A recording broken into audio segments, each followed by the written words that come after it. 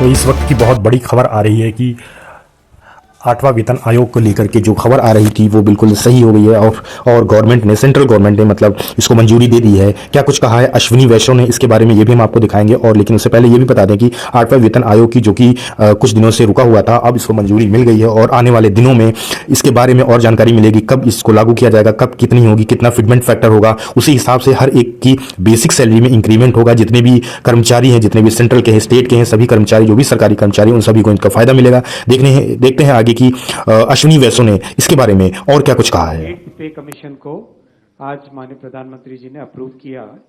Eighth pay commission का composition और उसमें क्या टर्म्स ऑफ रेफरेंस रहेंगे, कितना टाइम पीरियड रहेगा, वो सारा आज अप्रूवल हुआ।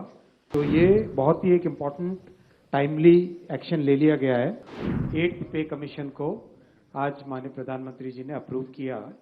एट्थ पे कमीशन का कॉम्पोजिशन और उसमें क्या टर्म्स ऑफ रेफरेंस रहेंगे, कितना टाइम पीरियड रहेगा, वो सारा आज अप्रूवल हुआ। और ये बहुत बड़ा महत्वपूर्ण फैसला है। आपको पता है कि अभी हाल ही में जनवरी में ही इन प्रिंसिपल अप्रूवल हुआ था कि किस तरह से एट्थ पे कमीशन का फॉर्मेशन किया जाए, और इतने कम समय में एट्थ सेंट्रल पे कमीशन का गठन भी कर दिया गया। इसके लिए काफ़ी बड़ा कंसल्टेशन होता है।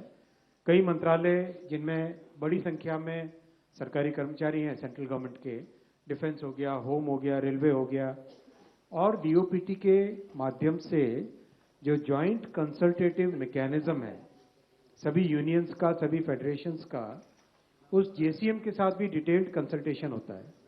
इन सब कंसल्टेशंस के बाद में ये टर्म्स ऑफ रेफरेंस फॉर्मेशन किया गया है।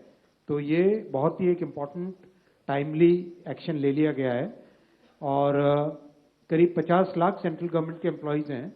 कई राज्य सरकारों के साथ भी इसमें कंसल्टेशन किया गया और करीब सभी राज्य सरकारों ने इसमें सहयोग दिया है। 18 मंथ्स के अंदर ये रिपोर्ट आएगी इसकी एट्थ पे कमीशन की।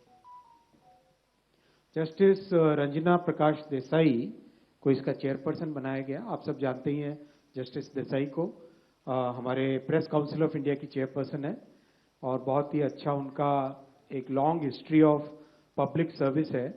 सो she will be heading the eighth pay commission. Professor Pulak Ghosh from Bangalore, IIM, and Mr. Pankaj Jain, who is Secretary Petroleum and Natural Gas, he will be the member secretary.